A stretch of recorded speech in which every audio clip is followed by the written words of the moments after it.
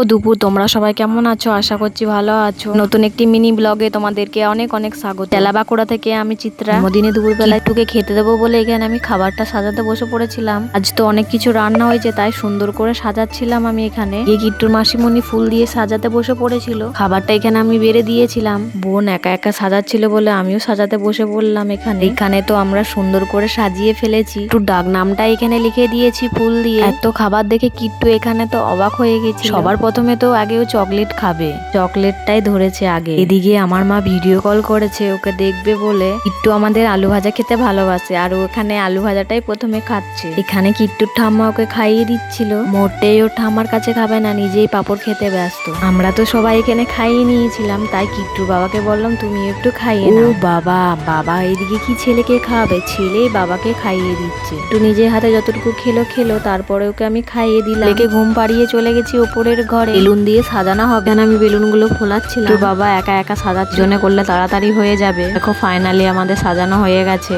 এখানে আমরা আলু ছাড়াতে বসে পড়েছিলাম শাশুড়ি আর বৌমা মিলে। এদিকে কিট্টুর কোকো কোলাটা আমি খেয়ে নিই। রান্না তো এখানে শুরু করে দিয়েছিলাম। বোন এখানে লুচিগুলো বেলে দিচ্ছিল, এদিকে লুচিগুলো আমি এখানে করে নিচ্ছি। করা হয়ে গেলে এখানে আমার কাজ কমপ্লিট হয়ে যাবে। এখানে দেখো সন্ধ্যাবেলায় আমরা উপরের ঘরে চলে এসেছি কেক কাটার জন্য। আর এদিকে দেখো কিট্টু চাকু নিয়ে ওর বাবার সাথে কেমন মারপিট করতো। কিট্টু দাঁড়াচ্ছিল, এদিকে চাকু তো নিয়ে নিয়েছে, চাকু নিয়েই বলছে কেক কাট। দিকে ওকে ছবি তোলার জন্য দাঁড় করাছিলাম, কিছুতেই দাঁড়ালো না। অনেক করে শেষমেশ কয়েকটা এখানে আমরা ছবি তুলে নিলাম। কাটাটা আমরা এখানে স্টার্ট করে দিয়েছিলাম। এটা কেটে কিট্টু এখানে অনেক আনন্দ পেয়েছে। মুখটা দেখেই বুঝতে পারছিলাম, অত মুচকি মুচকি খুব হাসি দিচ্ছিল। কেটে এখানে সবাইকে ও কেক খাইয়ে দিচ্ছিল।